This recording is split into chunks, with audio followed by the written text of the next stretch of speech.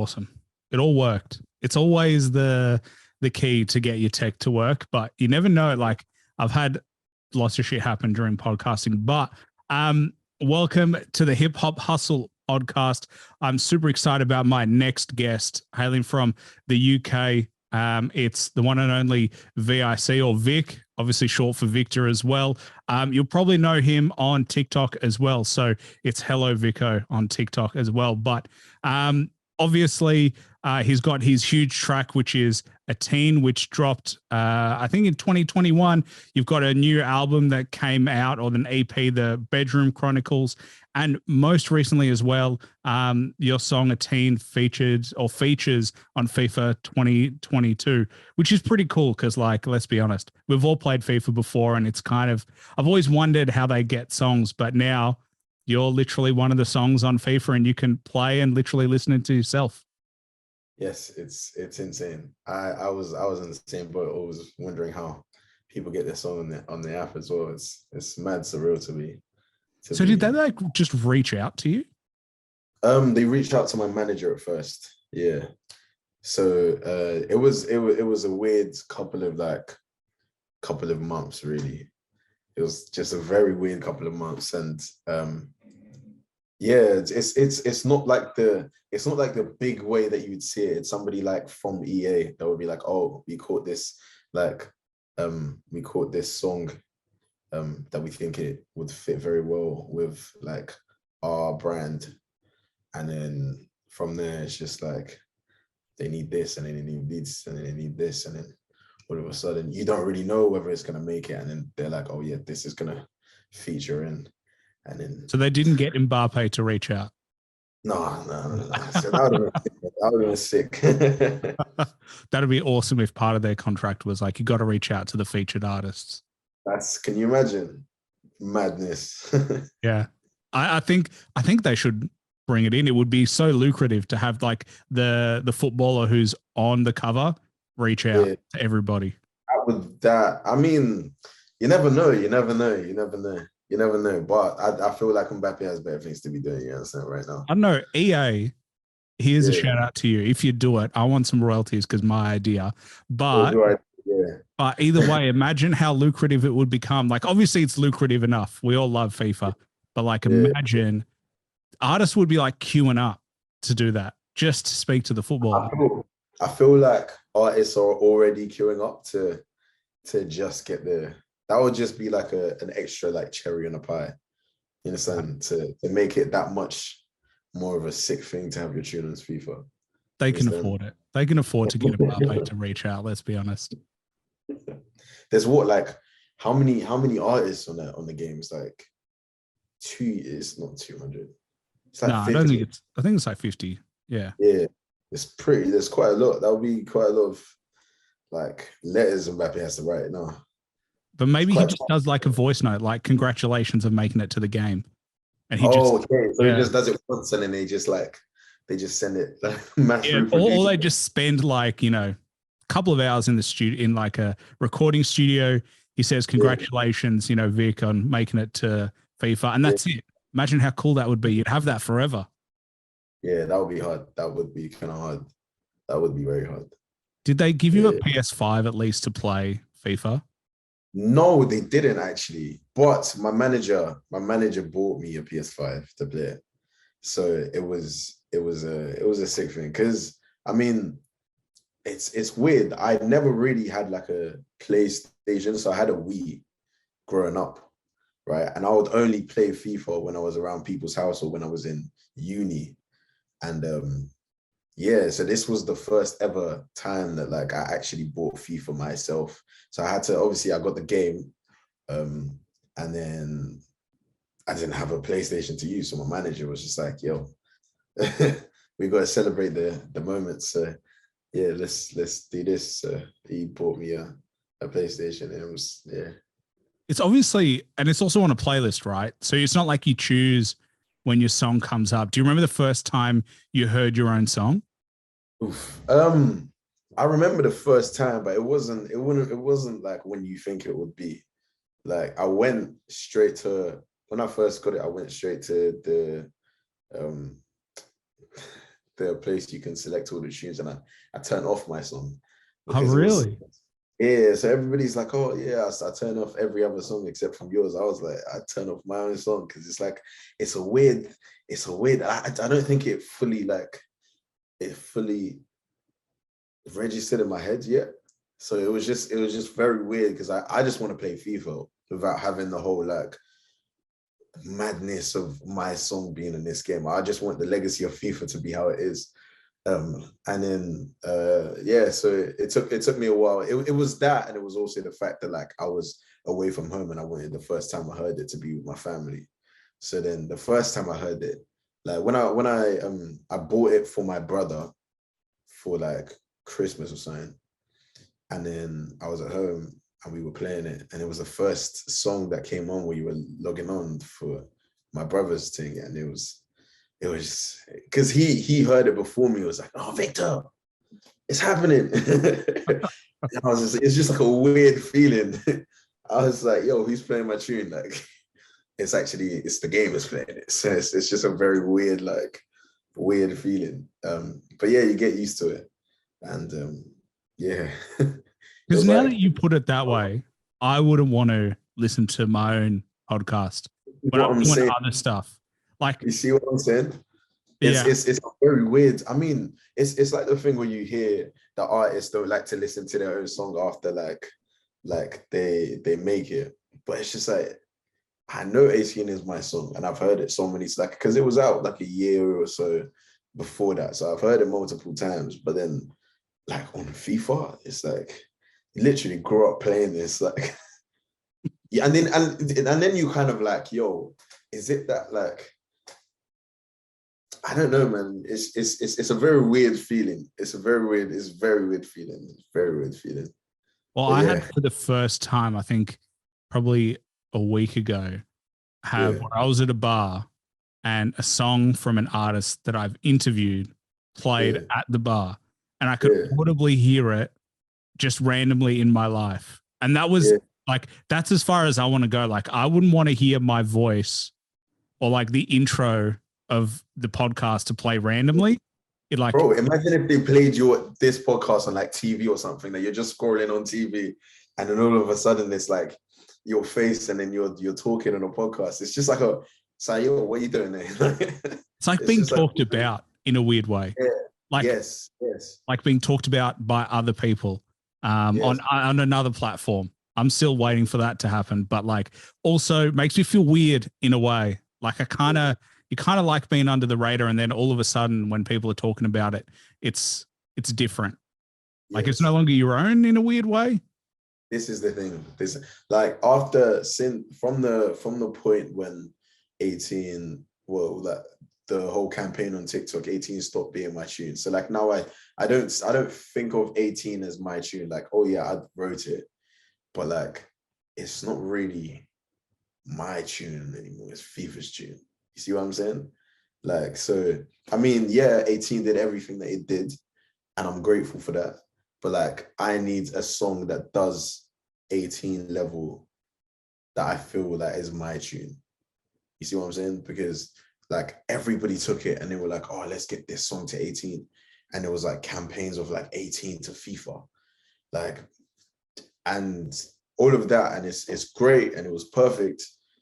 But like, I feel like 18 is now like just gonna go down in the legacy of FIFA. You understand? Because it's like it's gonna make people's like, if you do you know like what FIFA tunes did to you like when you were playing it? You understand? You don't really Yeah. think about artists that made the song. You're thinking about the song and everything that like the song created for you, the atmosphere and the feelings that it created. So you're not thinking about, oh yeah, like the Weeknd released this tune or like this person released this tune that did this. You understand? It's more FIFA released this tune that did this. You understand?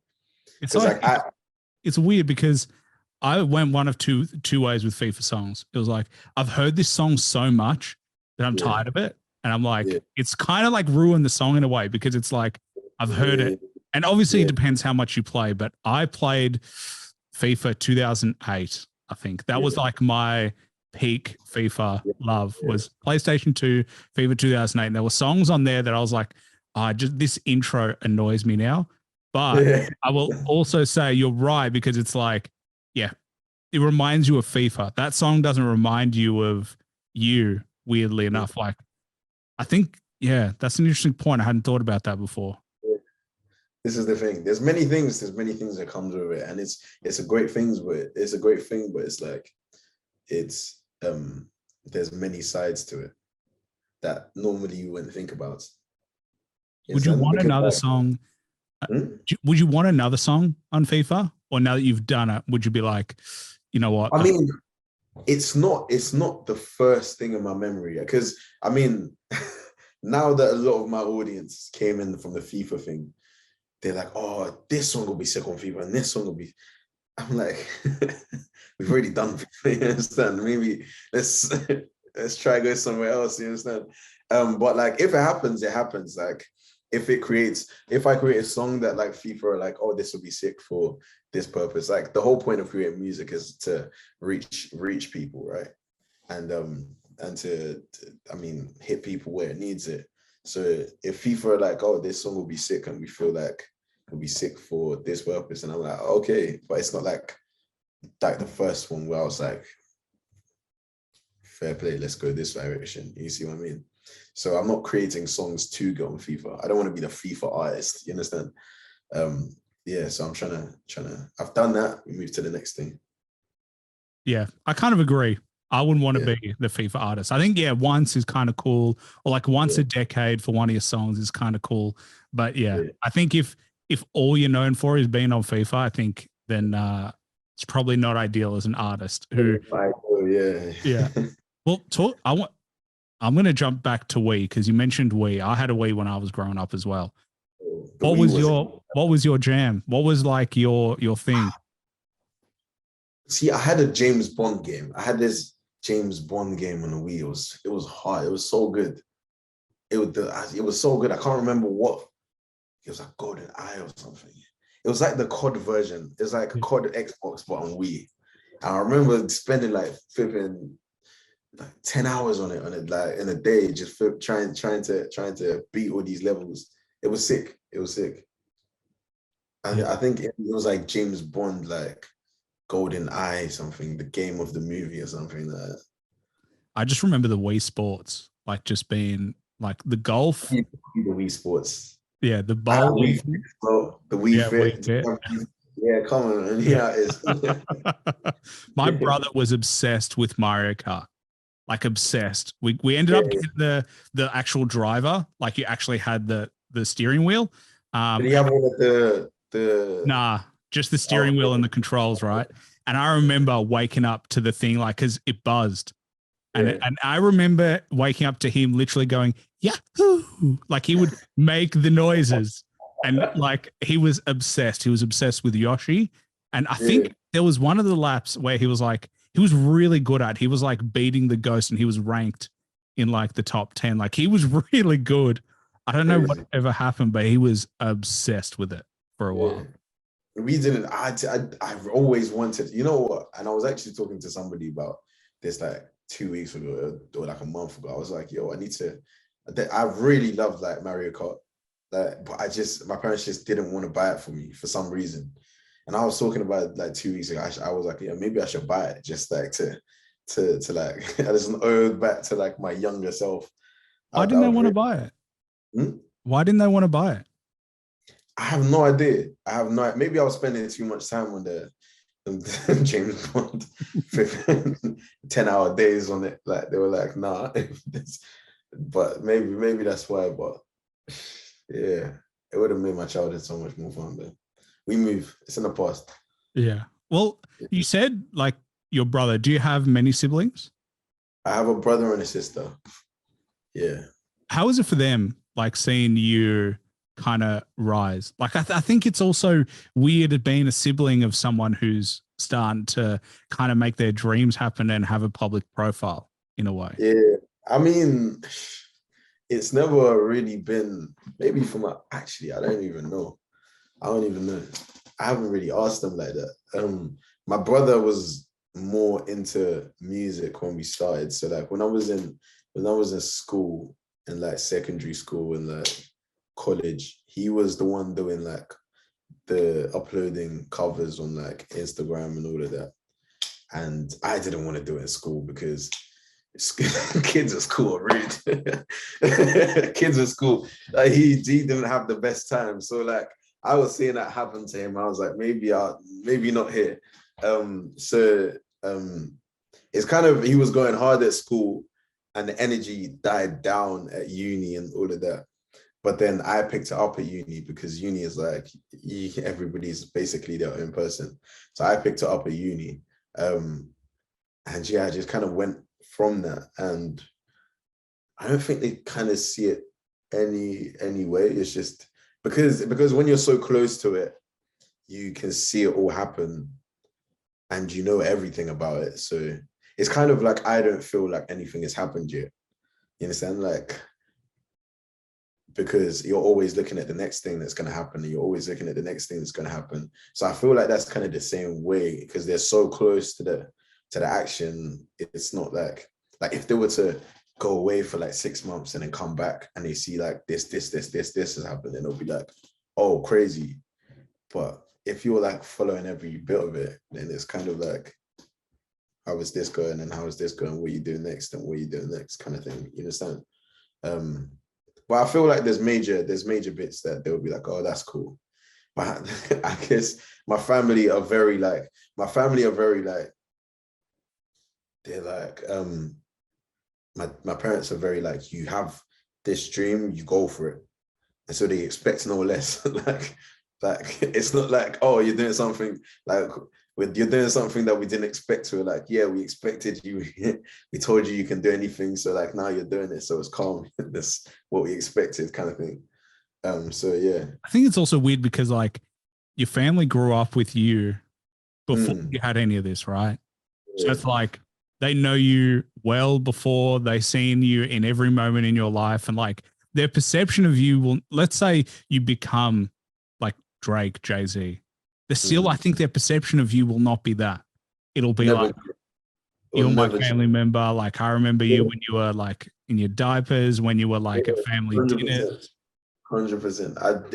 It will never change. It will never change. I'm like, even because my parents are like parents in it, so they don't know what TikTok is. They don't know what FIFA is, bro. They don't.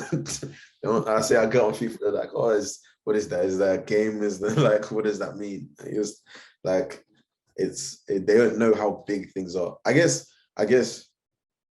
unless they see like a live representation of things, like see like a show or something, or like doing an ad for something they know. You understand? Like I did a Costa Coffee ad the other day, and my mum was like, she said it to her friends, like, oh, is that kind of thing. You understand? So that little things like that, they're like, oh, normal people don't do this. You understand? Yeah. Or like you perform for like 4,000 people, and you're like, oh, they're all singing your song, that kind of thing. And it's like, sending it to your friends and shit. Like, so it's not, maybe it's a moments like that, but like start of this year and stuff where it's like FIFA, like what's FIFA? You understand? Like, when they pay the bills, like that type of shit. Yeah. That's like my babushka. So my grandmother, whenever she doesn't really understand this at all, like at all. I tried to explain what I do, and it was like I interview rappers. Number one, she doesn't know what a rapper is because like she's not exactly down with like hip hop, and she was born in Russia, so like she lived in Russia. English is not her first language, and literally I was like, hey, I talk to people who make music, and the first question she asked is like, can you make money from this? And I was like, I mean, I guess at some point. He's like, okay, that's it. That's it, bro. That's literally it. Like, I swear, even before 18 took off, the reason I had to move out of my yard to try and make it work, because I just finished uni. So I did economics and finance in uni whilst I was like putting out videos on the internet and all of that. And the only reason I did economics and finance at uni was because my parents were like, you need to have something to fall back on. You can't just do music. Like, what's music gonna do? Understand? So I finished uni. It was peak of lockdown, so I went back home And first, like maybe a week or 2 weeks, my parents will call me and understand like you're looking for a job that is expected.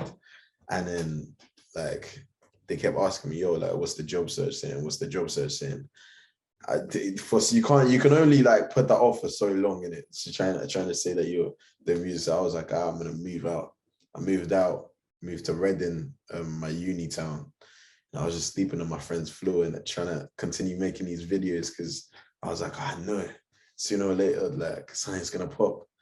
And then like I managed to do that. Got like a job outside of like, I don't know if you know like an Amazon warehouse. I don't know if you have that in Australia. So I was working in Amazon warehouse, managed to get myself like a room, just making those videos. And like I got myself like a 6 months lease thing. In 6 months lease in the room I was staying, just a small little cupboard room. And I managed to, yeah, so I was just making videos. I'd work there like for what time was it, 4 a.m. to like 12 p.m.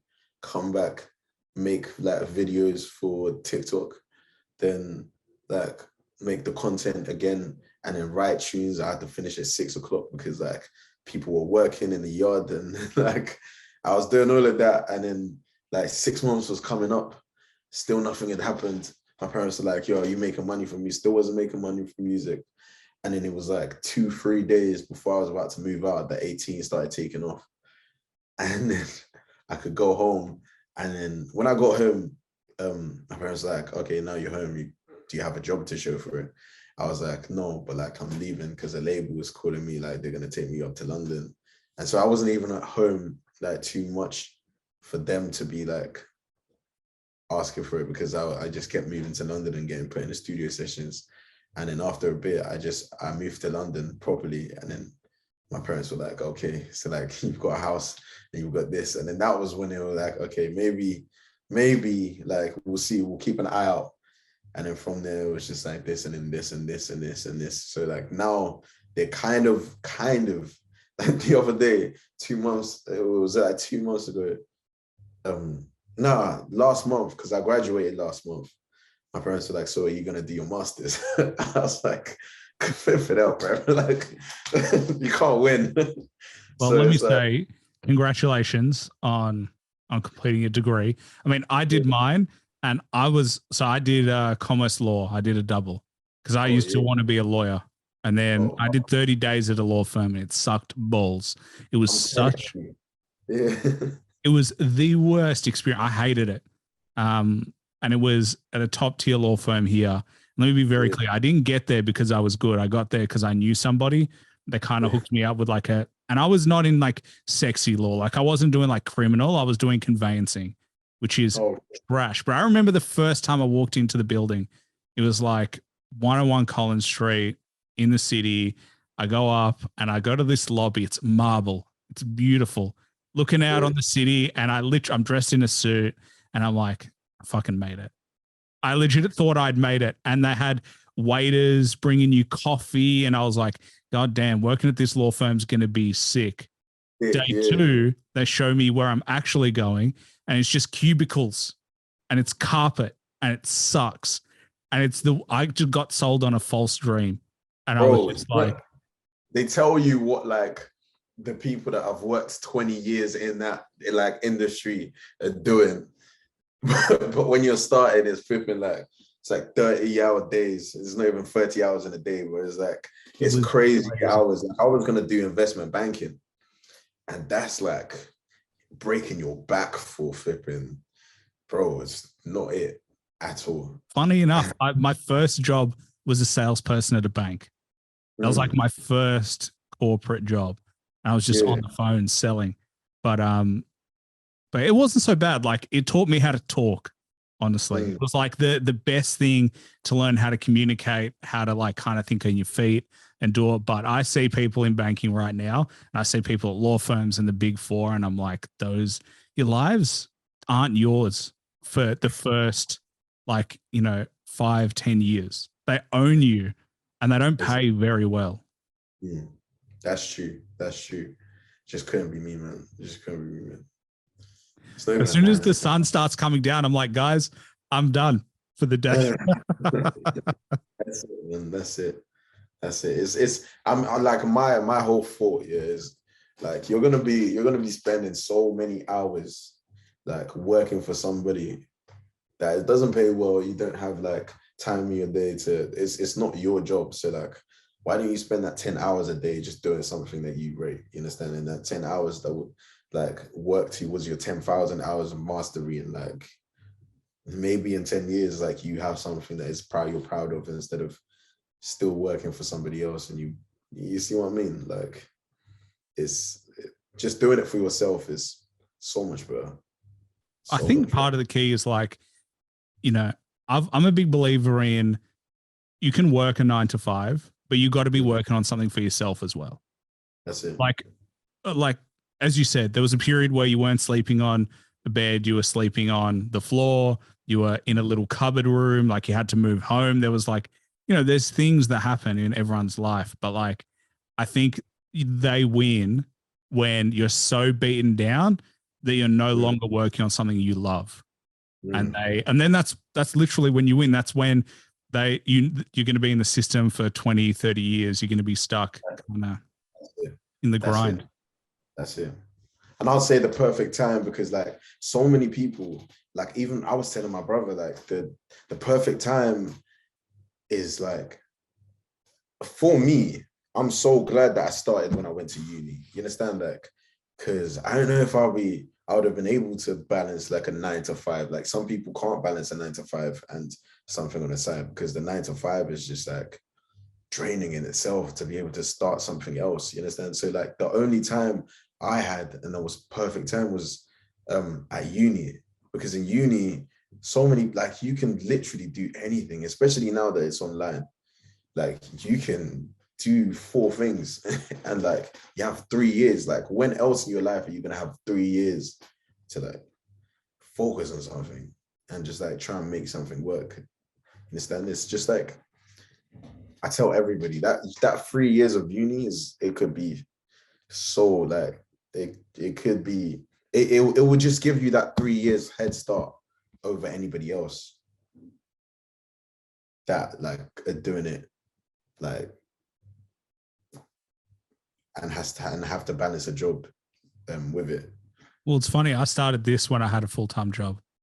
Yeah. I still have a full-time job and I still do it Respect. because, Respect. and weirdly enough, it's just, I love the quote, the best time to start is now. Mm. And It was I like the think best time back, to start was yesterday. The second best time is today. yeah. Whereas Yeah. and I think back and I look at all these other podcasts that are like 1,000 episodes in, and I'm like, Mm. God damn, imagine if I started, 10 years ago, or I started in high school, where I'd be Yeah. right now. I'd be 10 years in. But like Mm. at the end of the day, that's like a dream. That's the past. You got to let go. And I think a lot of 100%. people kind of look and go, it's too late. Mm. But like every day that goes past, it just gets later. So you Mm. might as well try. Like, Mm. what's the worst that's going to happen? I always say to people, like, the worst thing that was ever going to happen to me is number one, I talk about hip hop, which I love Mm. talking about anyway. And I get Yeah. to interview artists. Yeah. Like, that's the worst case scenario is that I get to continue to do that. And the thing is, a lot of people, and the reason why people like don't do it, I think, is because they don't have like a passion for it. So, like you said, you like talking about like hip hop, and you would do it anyway. So, like, this is just like a lot of people when you say like you need to have like a second grind that you're doing, they think it's you need to learn how to do this or do this or do this, bro. It's just like something that you would do anyway. Just like be consistent at it, finding time in your day because you're gonna do it anyway. Like find time in your day to do it and be consistent at it. And like 5 years, 10 years time, you never know what could happen with it. Like either way, what the only thing that you've lost is, I guess, time that you probably spend watching TV or like doing something else, right? That wouldn't make you any better off. And if you don't know what it is that you love, just try shit. You Just just got try to shit. try shit. like, doing something is better than nothing. Who knows? You might love pottery. It doesn't matter. But if you love it, it'll give you purpose in your life. It'll give you something else to look forward to. Like I used to do improv comedy. Like when I was working at the bank, I realized I started dreaming about my deals and home loans. And I was like, this is not healthy. And I needed a creative outlet. So me and my friend, we started doing it together. And it was really good. I'm glad I did it. Do I do it now? I don't. But like, I think just going out on a limb and just giving shit a go, like, I think we're all scared of judgment at some point, but like, you just got to start, like, and you don't have to tell anybody. Like, that's true. You don't have to tell anybody. Just got to tell them. This is I would say, like, all right, so like I did 3 years on Instagram whilst I was in uni, just like uploading videos and stuff. And then at the start of 2020, my brother told me like, yo, there's this thing called TikTok. And basically it's just like, and then I checked it out, like it's just dancing videos. And it was like, what you got to do is you just put your videos on there, and it's not a closed community like Instagram. So like on the Instagram, like at the start of 2020, because I'd given myself like the whole of uni, I was like, oh, something has to happen in this 3 years, like, so that I don't have to do a 9 to 5. And then after 3 years of posting videos every week, I was still on like 200 followers. I was like, damn, this didn't work. So then, like, when my brother was like, all right, there's this thing called TikTok, it will just put if you're good, they'll put your thing in people's eyes. Like, I was like, nah, I'm not gonna do it, because I had my boys back then. I'll be like, oh, you doing on TikTok? You making dance videos? No, mate. So like, I was like, nah, I'm not gonna do it. And then I secretly made an account in it, and I told nobody about it. And I was just taking my videos from Instagram, just putting it on TikTok, taking my video from Instagram, putting it on TikTok. And then after like a week or 2 weeks, one of the videos I'd made earlier on Instagram just like did like 200,000 views overnight. And it gave me my first like 5,000 followers. And then I was like, yo, yeah, well, we're going. Like, I got 5,000 followers on this thing. Like, nobody could chat to me, because like when I'm starting, it's the thing is, yeah, when you're starting, you don't want that hate that would like stop you, because it'll make you feel like you failed. But like when you have something to bring to people, then like nobody, like no matter what people say, you've still achieved this thing that they haven't achieved. See what I mean? So then you can be more proud of it. So I think that's the thing where you're like, you don't need to tell anybody. Just like, and that's the way I work with most things. Like I would just go find a way to make this thing work, and then I'll present it to whoever I need for the next purpose. You understand? And I think that's the way that you have to do it. I guess you have to find a way that works for you. Isn't it funny though that like we're all scared of the judgment of our friends? Bro, everybody. It's crazy. It's so weird. It's so weird that the people we really worry about are people that are close to us. Like if strangers gave you hate, you'd be like, you can go fuck yourself. I don't give a shit what you think. 100%, brother. But like people you hang out with every day, they're the people you're like, I don't want you to find out because I'm scared of what you'll think of me. Yeah. Yeah. I think it's because like the people online, you're probably just gonna meet them once or twice. You understand? Like like come across them on your feed or something once. But then people in your circle, or like in your outer circle, you're probably gonna meet them multiple times. So if they know something that you're doing, then they can influence your circle, kind of thing. So I guess nowadays I'm not really like I think it's all about cultivating the right circle. You understand? Like especially in this like music business, you have to be ready to fail and a lot and like many times. So like if your circle were the type that will hate you for failing, then that's not sustainable. So you just have to have the right, and at the start and probably at school and when most people start, you're not really thinking about all of this. You just have a wide circle that I guess, of acquaintances and of friends and all of that, that you're not really thinking about impressing. You're just like meeting. But then as you get to certain points, you need to be careful with like the people that you're surrounding yourself with, because they can they can make or break you, I guess. It's Yeah. just funny that like, that's what we're scared of. Even though you're being authentically you, you're going for it. And you would think that they would be supportive. But like, I think I've said this before, but often they're the people that before you start making it big, if they are kind of hating on you, is because they're actually hating themselves. They wish they could do what you're doing. And it's a reflection of they wish they took the leap. Now they're seeing you do well. And they're like, nah, I can't show love because I have to accept within myself that I could have done that. And so they'll show hate instead. And so they'll want you to fail. So it justifies their lack of effort or their lack of, conviction to give it a go. So I think it's a reflection of them. And if there are people in your circle that don't support it, I think you're very much right. You got to find other people that support it because they show their true colors at the end of the day. That's the thing. And even like you would notice that a lot of the people that they'll just like watch. They just like to watch. Not even hate or nothing. They'll just watch.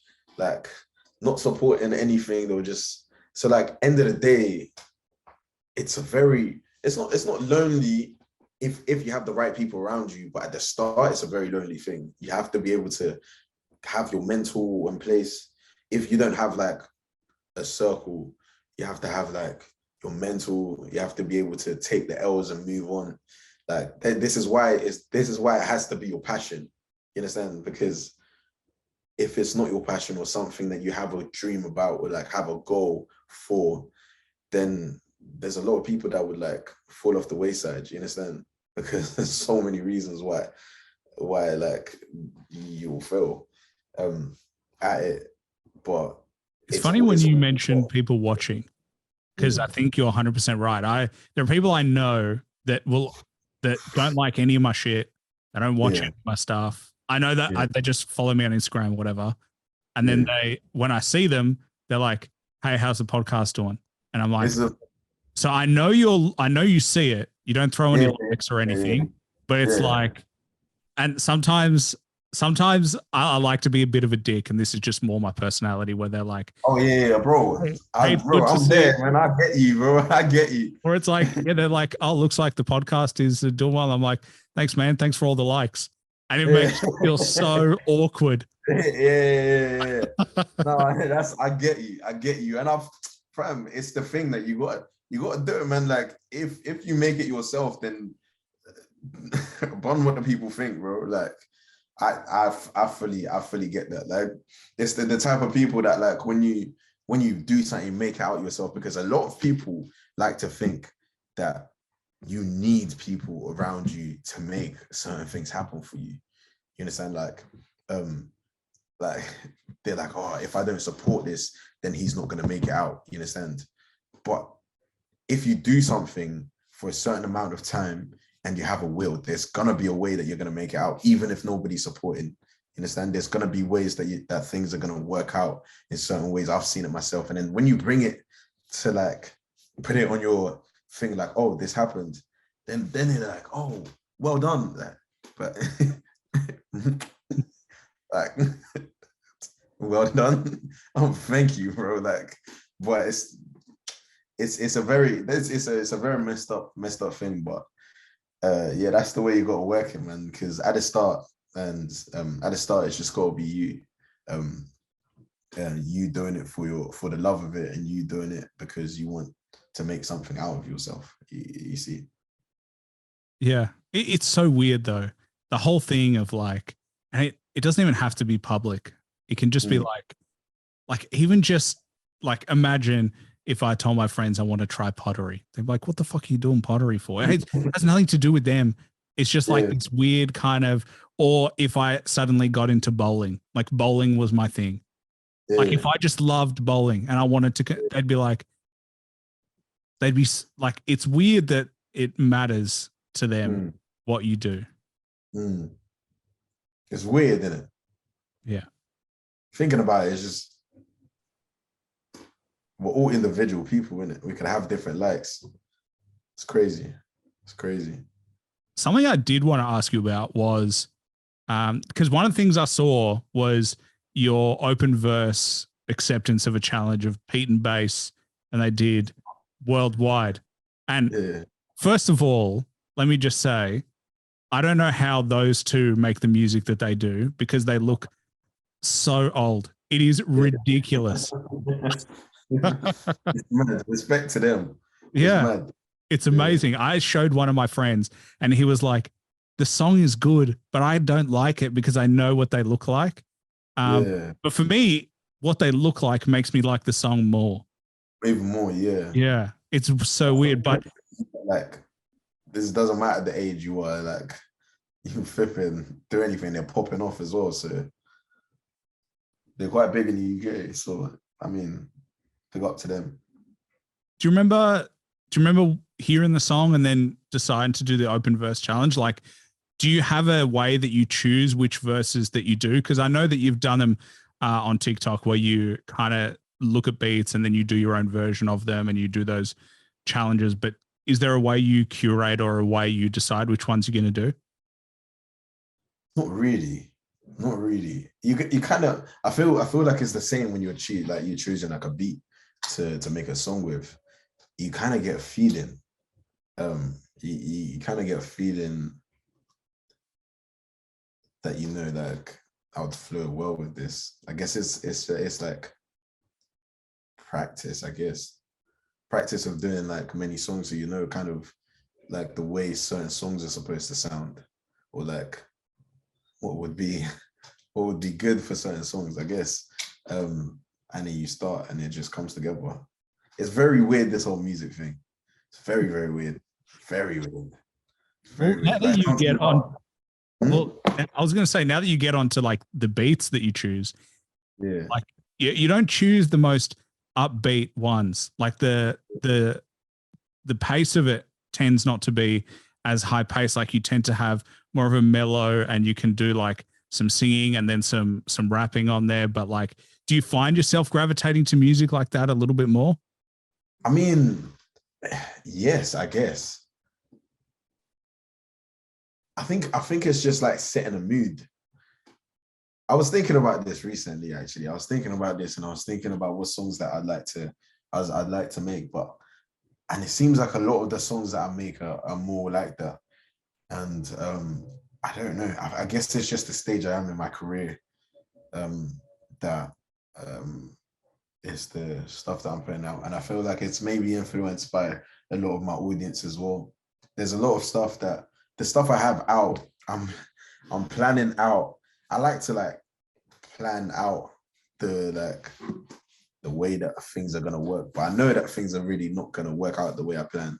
Like I said, like the whole point of Bedroom Chronicles was the stage I was, where I was in my bedroom recording this whole project, trying to make that authentic to that point where like the beats I choose will be from YouTube, because the average rapper that's starting off will be from YouTube, will be choosing their beats from YouTube. And like the story is the story of how I learned to write and how I got out of the bedroom. So that's like the project, Bedroom Chronicles. And then I like followed the journey. It's kind of like J.Cole and I come up, and then the whole thing you see how they like built the projects up bit by bit.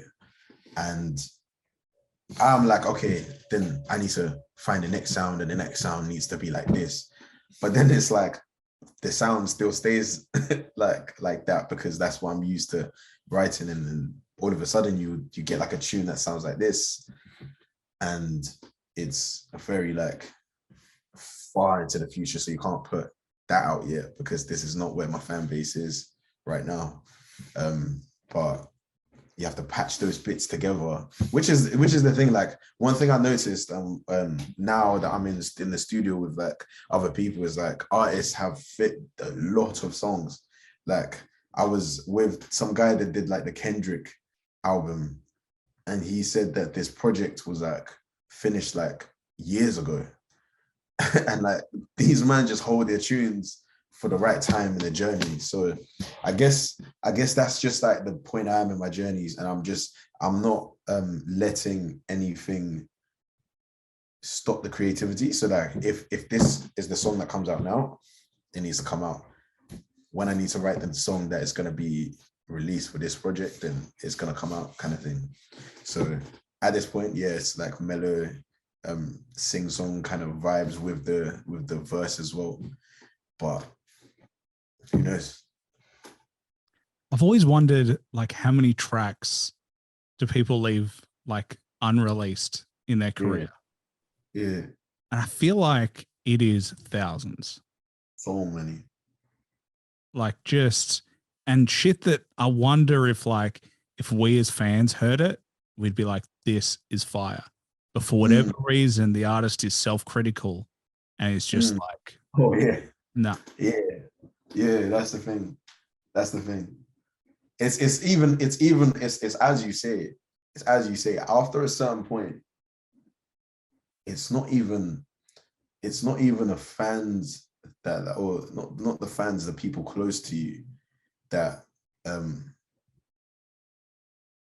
is the biggest thing, which is why like your mind comes into play, because then you know what your fans expect and you know what you want to be. So the music that you're putting out, you're your biggest critic, you're your biggest ops. So like the biggest thing that every musician tells you is you need to step away from yourself, right? In the perfect world, there will be no haters and music could just come out and like anybody can be whatever they want to be and they can like put whatever music out and do whatever, try whatever things. But the world's not perfect. You understand? Like even if it's your fans that's hate, it's either your fans are hating, your friends are hating, or you're hating yourself. You understand? And that is what's gonna stop the art. But you need to, as a musician, just put that all aside and just like experiment. You understand? Which is why the perfect time is before anybody like touches the, like sees you, because you can do whatever you want and like make whatever artist, be whatever artist you want without any of the criticisms. Because I guess, I mean, the least people that you should worry about is the people closest to you. Like, right? The people in your circle, like you don't really care what the fans think at that point, because you don't have any fans, and you don't really care what you think, because at that point you're just doing it for the love of it. So whatever comes out is whatever, and that's really how it should be. But yeah, I think fans are never happy, and I reflect as myself as a fan, and I have two modes. I'm like, this rapper, well, three. There's like, I love what this rapper does and they deliver exactly what I want at the right time. And then I'm happy. But then if I hear too much of the same shit from the same rapper, I'm like, I heard this 3 albums ago. Do something different. Show me you're getting better. Show me that you're improving so that I can see it. But then if they do something different and I don't like it, I'm like, give me the old shit back. You can never have it both ways. And like, I just think we gotta support artists in their continued creative journey. Like, I'm a fan of Tech Nine, but my problem with Tech Nine is that he's been sounding the same for years. And like, whether it's this song or a previous song, he's very gifted in his ability to rap, his rhyme schemes, but like the cadence is the same. If I get a Tech Nine song, I know exactly what's going to happen. And so it's like, I'm not really excited by any new release. But then like, you know, other artists, you're like, I don't know what this could be. This could be completely different. I think that's the really interesting thing about Kendrick that you brought up, is like, you don't really know what version of Kendrick you're going to get.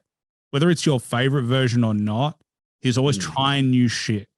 And so that I can always respect as like, as a commentator on hip hop is like, I'm not going to love everything he does, but at least he's always pushing the boundaries of what he can do. Same as Kanye. Like I wasn't the biggest fan of Donda. Like that's not my jam. But like I respect him as an artist to be like, I'm pushing the boundaries of a new sound, of a new technique of, and I'm not gonna, and I refuse to stay the same for decades on end. So I think it's like we got to just be more open as fans to be accepting of that. And as a result, let artists such as yourself just like try new shit, not have to wait for fans to be ready for it, where it's like, I'm the artist. I'm going to show you where I'm at in my life. And if I want to do upbeat shit, I'm going to do upbeat. If I want to do mellow, I'm going to do mellow. If I want to flow, I'm going to flow. So it's just kind of like, I think we got to be a little bit more accepting of the artists we like. 100%. I think it's in both senses. It's in both ways. I mean, you could say we've got to be like more accepting, but really and truly, like you can't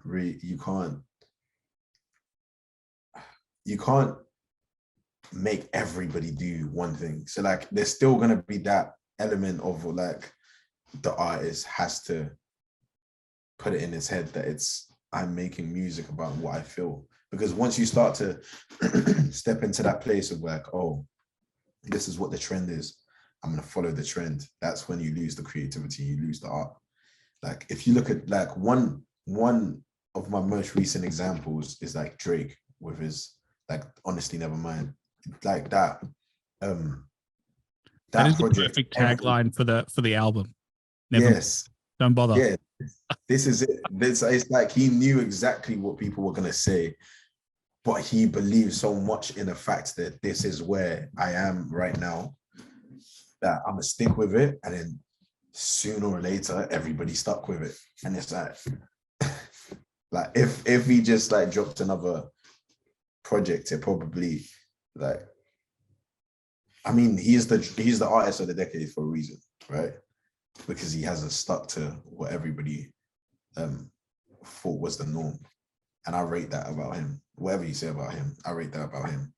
But I think that where art loses its art is where you start to think about what everybody's thinking. And like there's a pureness to like hearing a beat and speaking exactly how you feel, instead of thinking, oh, this is how I'm gonna do this and this is how I'm gonna do this and this. No, I don't think so. I think he catered to a fan base he didn't have yet. Yeah. I think that was his problem. It sounded like he was after a different fan base. This was not after like, and I think the challenge artists have is like, I don't think you should make songs for the fans. I think you should make songs for yourself. That's and the then thing. They're honest and they're real. And whether all your fans, you never, like you said, you're never going to please every fan. But I've interviewed enough people, and what they always say is like, you know, you want to end your career at some point and be like proud of the work that you did. And I find it hard sometimes to wrap my head around artists that only cater to their fans and then they're proud at the end. Because I'm sure there are songs that they wish they made. There are like things that you wish you did. And maybe they did them, they just never released them. So like I just think you got to make music for yourself. Like you can't just make music for others. Yeah, that's true. That's very true. Well, that's why I think you did pretty well. So Well, that's why I think you did pretty well, is like you made it for yourself. That's why people gravitate towards it. I think I find it very hard to I mean, at the start, I found it very hard to write something that is not like me. You understand? Like, because or you can write very well from your experience. Like you don't know other people's perspective as much as you know yourself. And from where I started like 7 years ago. I couldn't write for anything. Like I couldn't write music. So the only thing I knew to do was practice, but like practice writing about what was going on in my situations. Like if I was to try and make up things about what happened in somebody's situation, you can never do it as well as you can do about yourself. So Well, look at every successful artist.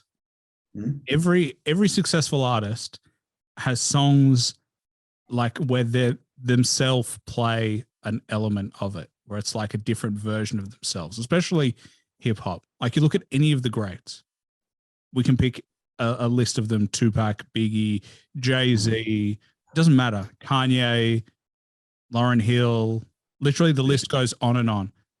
They're all talking about themselves. They're talking about their journey. They've got a version of themselves. And, you know, I think that's what makes it so powerful, is like, it's honest, it's true. And even though people won't go on the same journey, they can connect with the journey. They can connect with the struggle. They can connect with a relationship. They can connect with all these different things. And I think that's what music really is. Whereas if you do it the other way around, it's hard to connect to. Yeah, that's the thing. And I feel like that's there. I mean, a trend can only last for a certain amount of time. You understand? And what I love so much about TikTok, and I think that it's like which is why the music business is doing so well, like the music aspect of it is doing so well, is because like, and what I found is the times when I write the things that are like me, that's the time when you relate to people. You understand? Like, if I was to write that, like my story, then like there's parts, humans are humans and they go through the exact same thing. Like maybe it's indifferent, but like the base of everything is the exact same thing. We're going through the exact same world, right? So if I was to write something that I'm feeling, then I'm definitely gonna hit somebody, like and connect to somebody. But if I was to try and make a story about what somebody else is feeling, you can never know exactly what somebody else is feeling. You understand? So you can, like, which is why like all these people that trying to like fake living like the hood life and fake all of this, like you don't really know what it's like to come from that. You understand? So yeah, you can follow a trend, but then it will ultimately come to a stop at some point. You understand? So yeah, yeah, you got to be real to yourself and your story if you want longevity in this thing.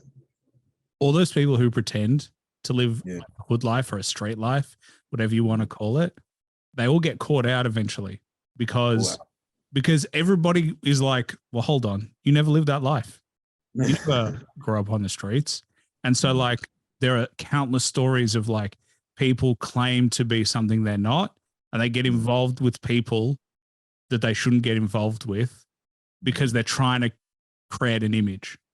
And it's like, that's just asking for trouble. Like your friends, your family, like we've spoke about it all podcast.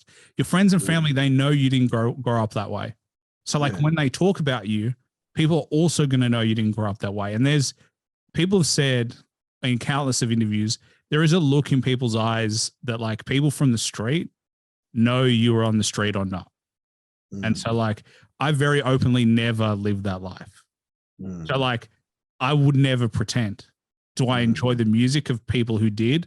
Yeah, I do. But I also know that like, I had an artist once be like, hey, I'm going to take you to my hood. And I was like, if we go to your hood, I'm in the wrong place. Yeah. I made a huge mistake and I shouldn't be here. So like knowing your place and knowing your like where you fit is an important part of also the music you create. You don't have to be like with Drake. He's not a street kid. He's never pretended to be from the streets, but like he makes music that stick to him mostly. Forget Nevermind. We'll just forget about that one. But like for the most part, it's been pretty good. So like I think there is so much of like just being true to yourself that's important. 100%. 100%. I agree with that. So what does your future look like? Like, you know, it's hard. You were making beats from the bedroom. Do you have projects coming up? Like we were speaking about like you're making music and you're waiting and like, but what's in because, you know, it's halfway through. It's already 8 months into 2022, but like, what's your kind of plan for rest of 2022 moving into 2023? I got releases set for coming. I have at my first festivals I'm performing at. Um, at the moment, I'm just trying to find the music. Really, it's like I said at the beginning. I don't feel like 18 is my song anymore, so I feel the need to prove myself in the maybe mainstream, maybe not mainstream, but just like in the music industry. I still feel the need to prove myself in that time, but I'm not pushing it. I'm not pushing the time and it takes. I'm just trying to find the music, which is the reason why I'm just like having fun with it. Because I feel like after it got to a point where it was like I was not forcing it so much. Like I saw what 18 was doing, and I was like, yeah, I want to stay here. You understand? I want to stay here. So I was doing hours like trying to make sick music, like just like make music. Like you're trying to make a hit, but you can't really make a hit. Like you can only just like do what's like I was trying so hard that I forgot the love of music. I was doing the 9 to 5, which I hated. You understand? And art cannot thrive in like in positions where you're like stressed and you don't make your best things there. So like I'm just making stuff I enjoy, making music. The aim is still there. The aim is still there. The goal is still there. I'm still putting hours every day. I'm writing, but we'll see what comes out, man. You can't predict these things. But yeah. Funny because it's like if you knew how to make a hit, you'd make a hit. Like I always find it weird when studios are like, all right, you see this hit that you made, make another one. It's like, yeah, but that took me like 10 years to do that shit. Like I figured like took me ages and I just came out with one. It's a summation. Like 18 was a summation of was like even what's it called? Bedroom Chronicles. Like it was a summation of like 5 years running. Like it wasn't just an idea. I was like, oh yeah, I'll have a thing that comes like this, and the 6 songs that are on it will be like this, and it will follow this. Which is why I say like I don't understand this music thing. Like the video that I put that made 18 do what 18 did, I tried to make it again. It doesn't work. Like which is what I rate. Like that you said. You don't say, oh, I did podcasts that did this amount of views and this amount of views. You say like I'm so X amount of podcasts in, like because you never know what's going to happen in the future. All you know is the amount of work that you put in, right, on a day-to-day basis. Like every day you need to put out a podcast, or like every week you need to put out a podcast, and that's the same. Like you can't really predict. Like like on a like I have a goal. Like I want to be the first UK artist with a Grammy, or like I want to get a song on the charts and this and that. But like all I can control is the writing every day, posting it on TikTok, putting it out, making songs, and then seeing what happens. Just following the next step, and then it will happen. People have asked me how many views you get, and I've stopped looking at views on the podcast. Because it was weird. There was a period probably about maybe 6 months ago, maybe around between 6 and 3 months ago, where I was just every day, I was looking at how many views, where am I ranking? Well, like I was obsessed, but it ruined my ability to be creative, and it ruined my ability to kind of just inherently use what I'm learning and be like smarter about what I'm doing. And like, like my goal is to be the best I can be at some point. So like, I'll look back on this interview and I'll nitpick the shit out of it, of things that I can do better to become a better interviewer, to become a better communicator. But like that stuff, the numbers, the charts, that happens when I get better. That doesn't happen because I look at it every day. That doesn't happen because I study the numbers. And like for some people, they look at the analytics and it helps them make their decisions. I've spoken to my brother about this. Like I am a big ideas person, I don't like lots of little details. So when I look at the analytics, it just drives me nuts because I'm forcing myself. And at the end of the day, it's the fans that decide. And like, I'll know. It's the craziest thing. It's the craziest thing. It's like, you don't know this, like, I don't know how to explain it. You don't know how this whole thing works, like, at all. It's not like, I've done the whole, like, looking at the analytics, looking at everything aspects, and I've done it's the times when I'm just like, yo, all these videos, the Pete and Bass thing, the Cat Burns thing, the like, all the ones that I've done, that it's like, I've done songs where like I will spend hours trying to construct the best verse, and those videos flop. And I've spent like flipping 10 minutes writing a verse, and those do like millions of views. You can't think too much about it. It's just the next step, which is why, like, yes, like, I now count my fails. Like, I now count the amounts of times that I fails instead of the times that I win, because like I stack fails. You understand? Because it's like, all right, cool, I've gotten this fail out of the way. I've gotten this fail out of the way. Then sooner or later, things are gonna work, because it's not even like I don't even like nitpick my songs. It's more I just like write. Like, the more you write, the more you get better at it. The more you do something, the more you get better at it. It's not even like a cycle. It's not even like oh, I'm thinking about the fact I got better. It's just one day you wake up and you've gotten better because you've done it for 5 years straight. It's just like a principle, in a sense. So I'm not really worried about that in that sense. I have goals that like will, like, it's like you said, like the big picture kind of thing. It will like aim whether I to do this or do this. But as long as I'm doing something, that's where I find my meaning. And like, as long as I make the next tune, as long as I make this thing, then I'm good, kind of thing. Yeah. Well, I mean, the way I look at it, and the way I've always counted, is like, how many years do I need to get to 1,000 episodes? Yeah. So if I do one a week for 52 weeks, that's 500 will get me 10 years. So 1,000 is 20 years. So like, that's what it is. So it's like, you want to hit, I have milestones in my mind rather than I want to get X amount of listeners or X amount of views. I have like consistency milestones, because I know, and every artist I talk to is like, I've been rapping for X amount of years. I've been doing it for X amount of years. It didn't happen overnight. So it's going to be the same with what I do. And it's like, so I count episodes, like, all right. And so I've always been committed, one a week. I never skip a week. Yeah.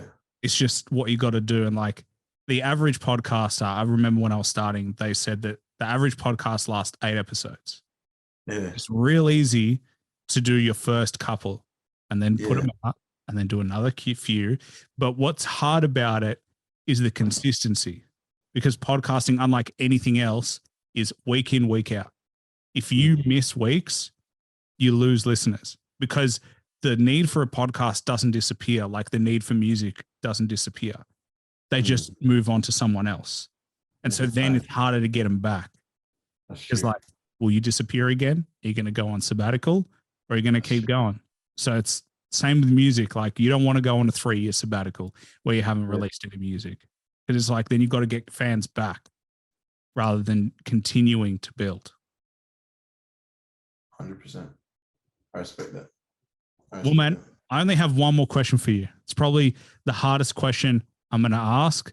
It's the only question that I plan on the podcast, so probably makes a lot of sense. But if you had to recommend one album, cannot be your own music, can be any genre of music, but it's one album that you recommend everybody just get an appreciation of. Doesn't have to be the best album of all time, just to appreciate.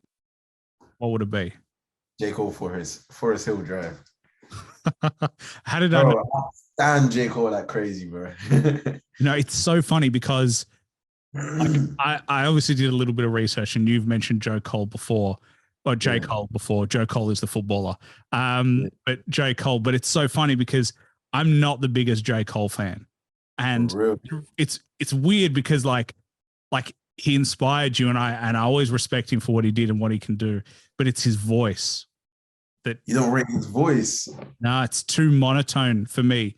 Weirdly Crazy. enough, I sometimes think I'm just like he can go hard. When he goes hard, I'm a fan.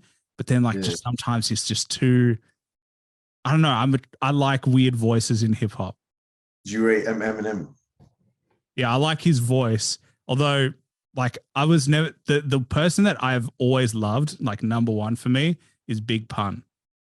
Big Punisher, Capital Punishment is like, and then Biggie was second on my list. Crazy. Yeah. Fair. But Voice. That's a new thing. That's a new thing. The thing about me, I rate.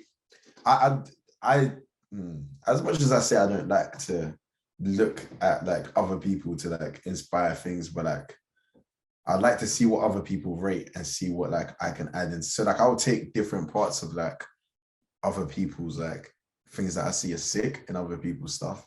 So like Eminem and like how he does like different voices and j.cole storytelling and like this thing, and I'll add it into my stuff. And I never seen people that are like, oh, the voice is a big aspect. So yeah. that's Oh, a for me it's huge.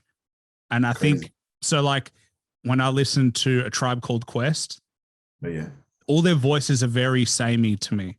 They don't yeah, sound particularly different from one another. And I kind of yeah, struggle with a bit of that. Like I want you to sound different. Like yeah, I think one of Biggie's biggest strengths was his voice. He has such a unique way he does it. You can tell it's Biggie as soon as he's on the mic. yeah, Prodigy sounds very different. Method Man has one of the most unique voices in hip hop. Lil yeah, Wayne has a unique voice. All like I think we're underrated. And someone that I've always loved his voice is Vinny Paz. He just has this like gruff voice. So I think like finding the voice that you like is kind of yeah, half the battle. yeah. It makes sense. That makes a lot of sense. That's yeah. It's good to know. All the things that we think about, but like it's hard because you can't really change. Like you can change Yeah. your own voice, but it's like But it's not sustainable. Yeah, it's hard. Like yeah, I've looked at like what voice does and like different ways to speak and like whether you quicken up or you slow down or like you go higher or lower. All these things I've looked into and it's a mind fuck to work on. yeah, yeah, man. Well, man, absolute pleasure to have you on the show. Obviously, Vic spelt V.I.C. You can check him out on Spotify. You've obviously got IG and TikTok where it's Hello Vico. So make sure you check him out. Make sure you show him some love. And obviously stay tuned for any other projects that are coming out. But man, is there anything you wanted to plug? Anything you wanted to shout it out? I got a new tune dropping in 2 weeks. I haven't even announced it yet, but it's called Peace of Mind. But yeah, apart from that, I think that's about it, mate. Well, look at Hip Hop Hustle continuing to get the exclusives, but Peace of Yeah. Mind will be out. So by the time this comes out and by the time this drops, this will be out for sure for anyone who's live streaming that you get the exclusive. But make sure you check it out. Also, you had a track that recently dropped. It was Mutation Due Game as well. So that Yeah. came out as well. So I'm going to make sure to plug that. But yeah, man, it's a pleasure to have you on the show and looking forward to seeing what else you do in your career. Thank you very much, my bro. Thank you.